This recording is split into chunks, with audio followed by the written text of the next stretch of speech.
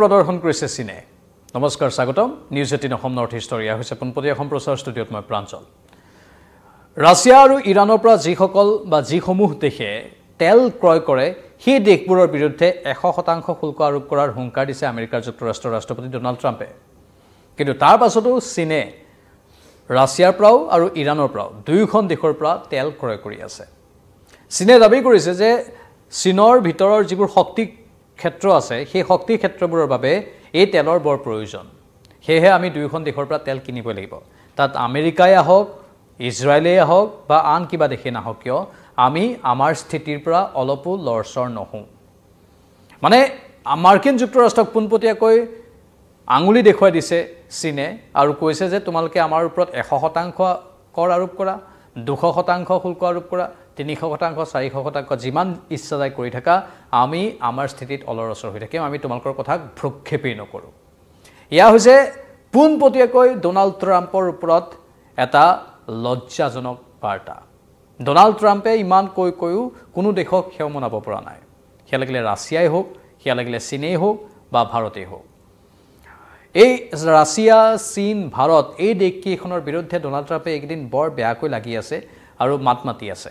কিন্তু কোনো এখন দেশে গুৰুত্ব দিয়া নাই ভাৰতবৰ্ষৰ বৈদেশিক মন্ত্ৰালয় ইতিমধ্যেই আমেৰিকাই 25% শুল্ক আৰোপ কৰাক লৈ স্পষ্ট কৰি দিছে তথ্য যে ৰাছিয়াৰ পৰা তেল ক্ৰয় কৰাৰ বাবদ ভাৰতৰ বিৰুদ্ধে আমেৰিকাই এই শুল্ক আৰোপ কৰি দিছে কিন্তু আমি আমাৰ উদ্দেশ্য লক্ষ্য ঠিক কৰি লৈছো আমি ৰাছিয়াৰ পৰা তেল কিনিমেই হেয়া আমাৰ পুৰণি সম্পৰ্ক সেই পুৰণি সম্পৰ্ক আমি অটুট ৰাখিমেই আমেৰিকাই আমাক বাধা দিলেও আমি গুৰুত্ব নিদিওঁ এবাৰ চীনেও মাতি কৈছে যে আমিও আমাৰ স্থিতিত অলৰচৰ হৈ থাকিম আমাৰ দেশখনৰ শক্তি কেন্দ্ৰবোৰৰ বাবে এই তেলৰ বৰ প্ৰয়োজন হেহে আমি আমেৰিকা যুক্তৰাষ্ট্ৰৰ দুইখন শত্ৰু ৰাষ্ট্ৰ ৰাছিয়া আৰু ইৰাণ দুইখন দেশৰ পৰা তেল ক্ৰয় কৰি থাকিম ইৰানৰ বিৰুদ্ধে শেহতীয়াকৈ আমেৰিকা যুক্তৰাষ্ট্ৰই কেনে পদক্ষেপ লৈছিল আমি সকলোৱে জানো আৰু ইৰানেও তাৰ প্ৰত্যুত্তৰ দিছিল আমেৰিকাৰ যিবোৰ আৰবত থকা বা মধ্যপ্ৰাচ্যত থকা সেনাৰ ঘাটি আছে তাত গৈ ইৰানে আক্ৰমণ কৰিছিল একমাত্ৰ আমেৰিকাই প্ৰথমে আক্ৰমণ কৰাৰ ফলত আৰু ইৰানে নিজৰ পৰাক্ৰম দেখুৱাৰ পাছত লেতুখেতু হ'বলৈ বাধ্য হৈছিল ডোনাল্ড ট্ৰাম্প তেওঁ কৰবাত গোটেই বিষয়টোত এক প্ৰকাৰ নিজেই শান্তিৰ পথ ল'বলৈ বাধ্য হোৱা যেন দেখুৱালে আৰু সেই প্ৰমাণ কৰিলে যে ডোনাল্ড ট্ৰাম্পৰ কথাৰ কোনো মূল্য নাই সেইটোৱে তেওঁ যেন বাৰে বাৰে প্ৰমাণ কৰিবলৈ চেষ্টা কৰি আছে ডোনাল্ড ট্ৰাম্পে প্ৰতিটো কথাতেই যেনে ধৰণৰ তেওঁৰ কথাৰ সুৰ বা যেনে ধৰণৰ তেওঁৰ স্থিতি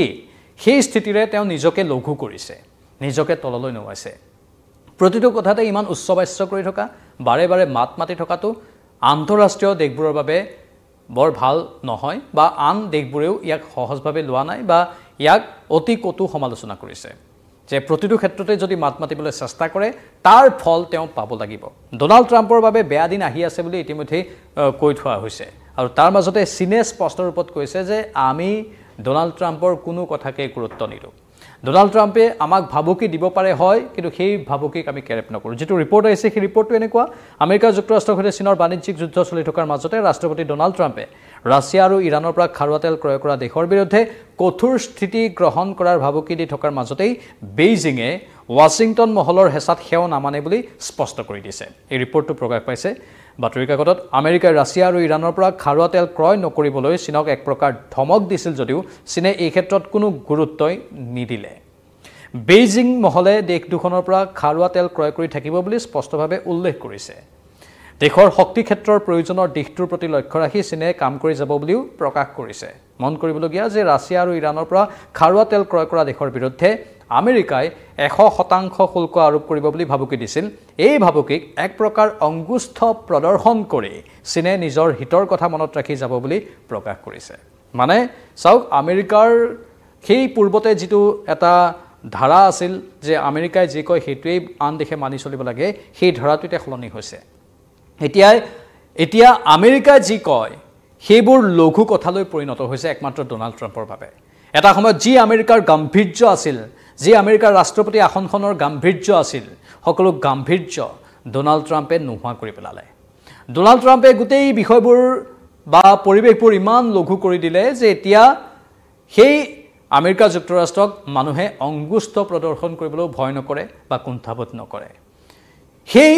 আমেৰিকা যুক্তৰাষ্ট্ৰ যি মহাশক্তিধৰ দেশ আছিল লাহে লাহে সেই শক্তি যেন আমেৰিকাই কৰবাত হেৰুৱাই পেলাব আগন্তুক দিনত তেনে ধৰণৰ এটা সম্ভাৱনা দেখিবলৈ পাইছো আমি ব্ৰিক্স সন্মিলনত ইতিমধ্যেই